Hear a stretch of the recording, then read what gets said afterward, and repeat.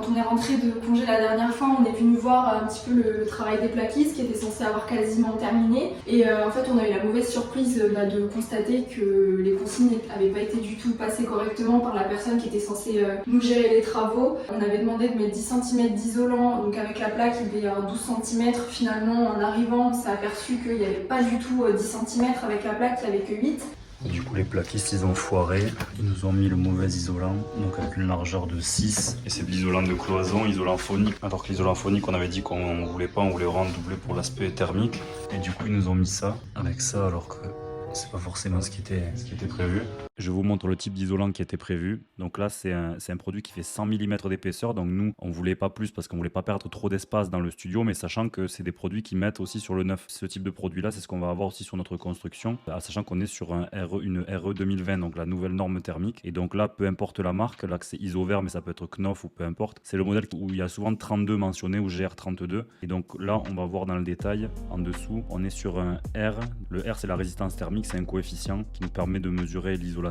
Donc on est sur un R de 3,15 alors que sur l'isolant de cloison on est sur du 1,75 qui fait 6 cm d'épaisseur. Donc on savait en fait en mesurant la largeur du placo qu'on n'était pas bon déjà, et en plus ils avaient laissé les rouleaux au milieu de la pièce. Donc on met en général ça sur les murs extérieurs, sachant que nous il n'y avait pas possibilité de se tromper parce que on a choisi de doubler vraiment que les murs qui donnaient sur l'extérieur pour avoir une meilleure isolation thermique. Le but c'était de faire des économies d'énergie, donc de gagner en confort et d'améliorer notre DPE. Et donc à partir du moment où c'est du doublage, eh bien, on met pas d'isolant de cloison tout simplement. En plus de ça, les finitions, enfin les plaques au plafond n'étaient pas mises correctement du tout. Et donc au final, les cloisons elles font à peine 9 cm avec la plaque comprise. Il y a des trous, ils devaient venir au ras de la menuiserie ici et couvrir le champ plat qui est là. Et finalement ils sont pas venus au ras alors que le plafond, ils ont mis que 6 cm plus la plaque. Et donc on perd même pas 10 cm. Alors qu'on avait dit que c'est pas grave, avec l'isolation on pouvait perdre jusque là. Et donc ils ont fait ça partout. Au final ils ont doublé avec pas d'isolant quoi, avec l'isolant de cloison, avec des gros raccords ici. Pareil là-bas. Derrière le doublage dans le caisson, ils ont pas mis d'isolant. Comme on est passé vérifier ce qu'ils avaient fait, c'était pas réglo, donc on a sorti une plaque. On a dévissé la plaque de placo et donc on voit qu'il n'y a pas d'isolant au niveau du conduit parce que ça donne le mur derrière, c'est le mur extérieur, donc il aurait dû avoir de l'isolant à cet endroit. À ce moment-là, c'était vraiment important de vérifier pour pouvoir faire un point derrière avec le plaquiste. Ici, ils l'ont pas fait assez loin, on avait dit jusqu'au boîtier de fibre. Ils l'ont pas mis assez loin. Et voilà, ça fait cette connerie, on leur a dit de faire des croix. Ils ont fait sortir les câbles. Et là, ils ont oublié de nous faire sortir le câble pour les LED. Et après, je te laisse juger des découpes. Les découpes pour les gueules, pour les tuyaux. Ça va surtout les belles.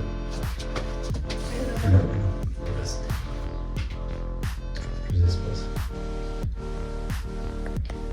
Et là, on a des plaques qui sont complètement décalées. On voit celle qui dépasse là, la petite qui dépasse là.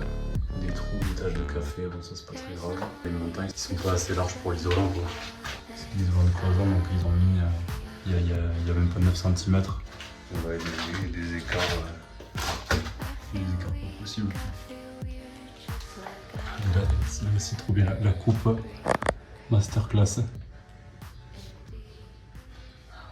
Et finalement on a dû tout faire refaire aux plaquistes, donc il faut savoir qu'ils avaient déjà bien avancé. Donc on a demandé des explications à la personne qui ne nous a jamais répondu. Cette intermédiaire qui voulait le chantier, elle le voulait hyper rapidement, donc elle est venue chez nous plein de fois pour nous montrer les devis, etc. Elle a été capable de nous trouver des artisans, voilà, soi-disant hyper compétents, super rapidement. Donc nous on a quand même été intéressés parce qu'en plein été c'est pas forcément évident de trouver des artisans pour avancer sur des petits travaux. Alors faut savoir qu'elle voulait le projet de crèche, donc c'est pour ça qu'elle nous a trouvé les artisans rapidement. Voilà. Et pas trop cher, donc du coup nous pressés par les délais on a accepté. Elle pensait vraiment qu'on allait lui donner le chantier de la crèche, donc déjà on n'avait pas trop confiance en elle, le premier contact on n'avait pas trop confiance, on s'est dit au moins le studio c'est un test et finalement test pas du tout concluant. Voilà. Donc par rapport à ce qu'on avait vu sur le chantier, on avait vu, ils nous avaient fait les trous alors qu'on n'avait pas forcément demandé. Donc ils n'avaient pas mis de bon isolant, on leur a fait tout refaire, donc descendre le plafond. Là ils ont bien corrigé, c'est-à-dire qu'ils sont venus ici à la fleur. Ils sont venus contre les menuiseries ici, comme on leur a demandé, parce qu'avant ils étaient là, ils étaient venus contre le champ. Et du coup c'est pas ce qui nous intéressait. Ils ont descendu le plafond, ils ont mis le bon isolant. Donc ça c'est bien, tu vois, ils ont tout refait. Et après du coup ils ont fait les joints, ils ont redécalé ici, ils ont redécalé la clim, parce qu'au début, il l'avait mis plutôt là, mais on voulait que ça souffle plutôt vers la pièce là-bas, donc ils l'ont redécalé. Ici, on avait potentiellement envie de décaler le coffrage ici, mais pour venir ici. Pour venir plutôt contre le boîtier. Ouais, voilà, et en fait, on dit que même là, on pourra mettre un meuble qui va moins gêner le passage que si tu es venu trop loin. Et là, on pourra quand même poser notre télé, donc au final, là, ça va. Après, on leur a demandé de mettre ça ici devant, ils l'avaient noté, ils ne l'ont pas fait. Bon, il y a encore quelques petits points à revoir. Donc pour cette pièce-là, normalement c'est bon. Après les joints, finalement, c'est pas trop mal. Ils ont fait, ils ont sorti les câbles au bon endroit, sinon on va aller voir à côté. Donc dans la salle de bain. Ah bon. Dans la salle de bain. Ah ouais, ça pue de ouf. J'espère qu'ils ont bien bouché l'évacuation parce que en fait on est venu. Là il n'y a pas de doublage ici, c'était juste on avait dit pour passer les gaines. Et ici ils avaient fait une petite évacuation là qui vient jusqu'ici, mais là il y avait le trou du WC de l'autre côté qu'ils avaient, on ne sait pas s'ils l'ont bouché. Ah ouais, ça pue de ouf. Mais là ça pue vraiment, puis voilà, alors que c'est bouché donc c'est un peu bizarre. Et ça il faut qu'on voit, mais après je pense que c'est quand il n'y a pas d'eau et tout, c'est pas normal. Donc sinon ils ont mis du placo hydrofuge, placo vert partout. On a juste des plaques, là c'est doublé. Là ils ont fait un petit décroché pour la fenêtre. Donc voilà, on le voit, le petit truc 10 cm ici, mais finalement c'est pas si mal que ça non plus. Bon, ils ont foutu de l'enduit un peu partout.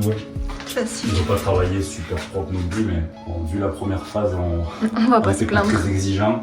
Et donc là, ils ont juste collé les plaques, comme on avait dit, contre le mur pour attraper le support. Donc là, c'est bien parce ils ont fait ça ici et ils ont fait ça là. Et là, on est vraiment propre. Du coup, là, on est vraiment, je sais pas si la plaque, on dirait qu'elle est bien au niveau, mais ils ont collé et là, on est assez propre pour venir carreler. On est bien par contre, donc ça, c'est plutôt cool. Là, on a un mystère à élucider, c'est-à-dire qu'on a un séjour ici, on a des alimes, mais on a beaucoup de... Je sais pas pourquoi il y a autant de câbles là. Ceux-là, ils sont pas repérés. Genre, voilà, on avait l'éclairage ici c'était bon. Pour la salle de bain, on a le sèche-serviette là, donc c'est bon, on a nos prises. Et pourtant, ici, on a la commande d'éclairage. Il y a bien un fil qui sort. On a la prise, il y a bien un fil qui sort. Donc à voir ici, on a nos prises qui sortent et partout. Oui, sur le papier, il manque rien. Donc on continue le tour. Bon, encore une fois, c'est vrai que les trappes, ils nous ont dit qu'ils les avaient pas comprises, donc on leur a dit de les tracer, au moins pour que nous on puisse les mettre. Donc on voit qu'ici, c'est vachement bien tracé. c'est pas très bien tracé. C'est pas tracé. Ici, il y a la vanne d'eau, pas tracée non plus. Et ici, on a envie de sortir les câbles sous le tableau électrique. Et là, il a sorti vachement beaucoup trop dessous, parce que le disjoncteur là, le tableau il doit être par là. Alors on dit je vais sortir juste dessous pour pouvoir remettre après cette partie-là. Là, ils ont tout détaché, là, je sais pas trop, faut qu'on voit l'électricien, mais ils ont tout sorti, il va falloir qu'on découpe là à peu près et qu'on prenne une grosse trappe, essayer pour rattraper ça et pour avoir accès au tableau et au disjoncteur qui est même dans l'angle là. Quoi. Et là, il n'y a pas, j'ai pas l'impression qu'il y ait beaucoup d'isolants là. Il y en a au niveau du tableau, je comprends pas, et là. Peut-être que ça, ils n'ont pas considéré que c'était un mur extérieur, quoi que si, il y a bien 10. Il y a une boîtière. Donc voilà, après pour le reste, ils ont mis l'arrivée d'eau pour le ballon, le départ pour l'eau chaude. Là, il y a les nourrices, les vacs pour le ballon, les vacs pour la machine à laver. Donc pour finir, si on peut donner quelques conseils par rapport aux travaux de rénovation et à notre expérience de ce chantier, nous on a voulu aller vite, même peut-être trop vite. Et le premier conseil qu'on pourrait donner, ce serait d'avoir un plan vraiment clair avec le maximum de détails pour chaque poste de travaux. Donc l'idée c'est qu'on n'ait pas juste des échanges de mails, que tout le monde ait vraiment les infos précises sur un seul document. Donc éliminer les zones d'ombre pour pas qu'il y ait d'oubli, surtout si le devis est peu détaillé. Le second conseil, c'est vraiment de faire le point sur place avec tous les interlocuteurs et donc de voir tous les points avec tout le monde et au même moment. Donc on partage toutes les infos qu'on aura écrites sur notre plan. Si vous avez un intermédiaire comme un maître d'œuvre ou un architecte, il faut que vous ayez une grande confiance en lui et que les détails soient très clairs avec lui. Dans ce cas, tout dépendra du temps et du prix que vous voulez y mettre. Troisième conseil, ce serait de payer par fraction. Important aussi pour arriver à faire revenir les artisans en cas de problème, arriver à régler quand la marchandise est sur place ou quand les travaux ont commencé et essayer de ne pas mettre d'acompte important avant le début du chantier. Nous, ce qui nous a permis aussi de pouvoir les faire revenir, de faire le point avec eux, de préciser ce qui n'avait pas été et voilà, de rester toujours cordial cordial, mais par contre d'être quand même assez ferme pour pouvoir tenir ce qui était prévu. Donc voilà, j'espère que cette vidéo vous a plu et on se retrouve plus tard pour la suite.